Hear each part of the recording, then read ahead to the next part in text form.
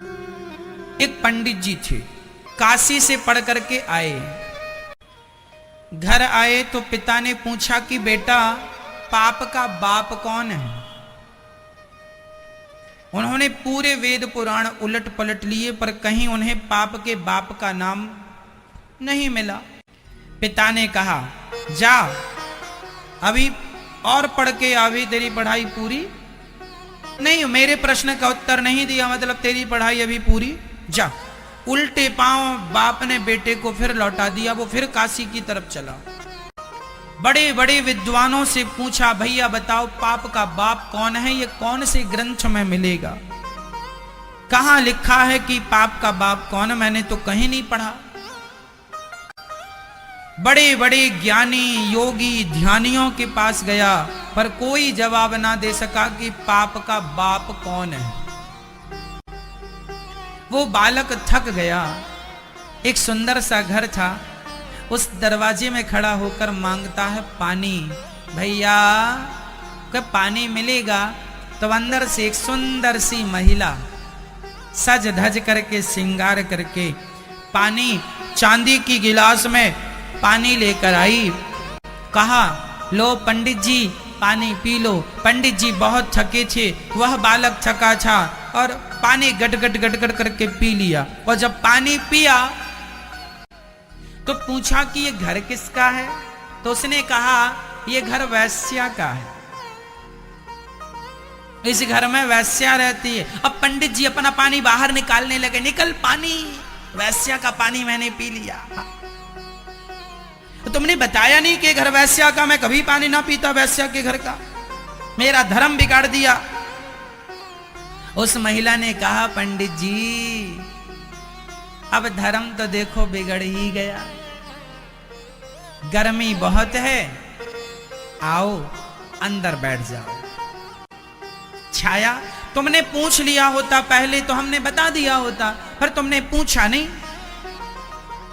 तुमने पानी पीने के बाद पूछा तो हमने, आपने पानी मांगा, हमारा धर्म था पानी देना, दिया। गर्मी बहुत है, कहीं छाया नहीं, आओ थोड़ी देर बैठ जाओ।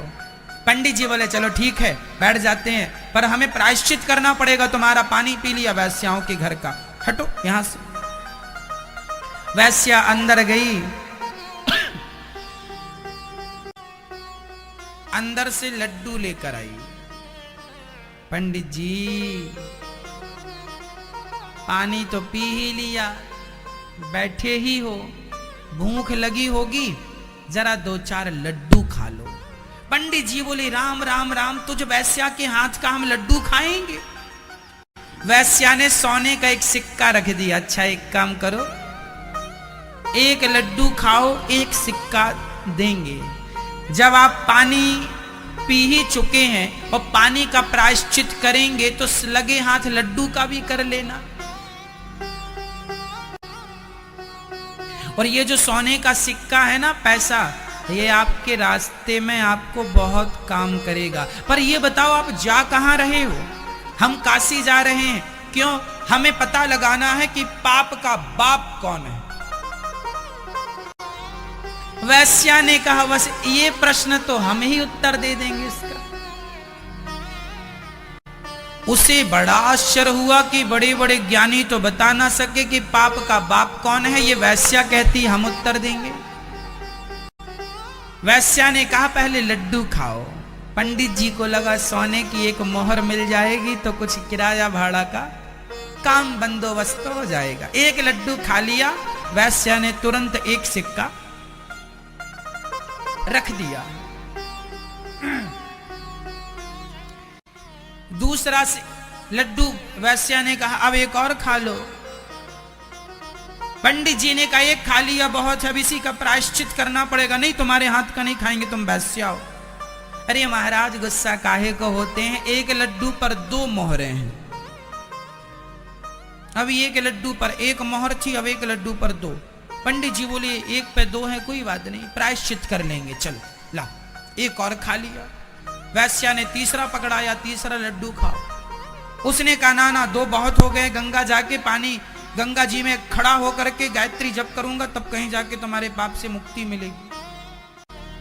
अब जब करना तो तीसरा भी खा लो, इसमें 3 मोहरें मिलेंगी। पंडित जी लड्डू खाते गए, वो वैश्या मोहरें देती गई। अंत में पंडित जी जाने लगे। वैश्या ने कहा, महाराज प्रश्न का उत्तर मिला कि नहीं? बोले नहीं मिला, काशी में जाके पता लगाऊंगा। वैश्या ने कहा, महाराज आपको अभी भी पता नहीं चला? आप मेरे घर में लड्डू खाए, मुझ वैश्या के हाथ का खाना पाप है आप ब्राह्मणों के लिए, पर फिर भी आपने खाया। बताओ किसके लिए खाया? मोहरों के लिए। मोहरें क्यों चाहिए? क्योंकि अंदर लोभ जाग गया। पंडित जी लोभ ना जागता तो आप मुझ वैश्या के लड्डू कभी ना खाते। आप पाप तभी करते हैं जब आपके अंदर लोभ जागता है, इसलिए पाप का बाप लोभ। ये वैश्या ने ज्ञान दिया। पंडित जी उसके चरणों में गिर पड़े। माता धन्य हो तुमने हमारी आंखें खोल दी। सच्ची कहा तुमने, तुम्हारे लोभ पर हम, भले तुम वैश्या हो पर तुमने हमें वो सिखाया कि बड़े बड़े ज्ञानियों ने भी हमें वो शिक्षा ना दी। अंत में घर गए, उन्होंने पिता से कहा पाप का बाप लोभ है। पिता ने हृदय से लगाया। कहने का तात्पर्य यह है कि आप कभी लोभ ना करिए,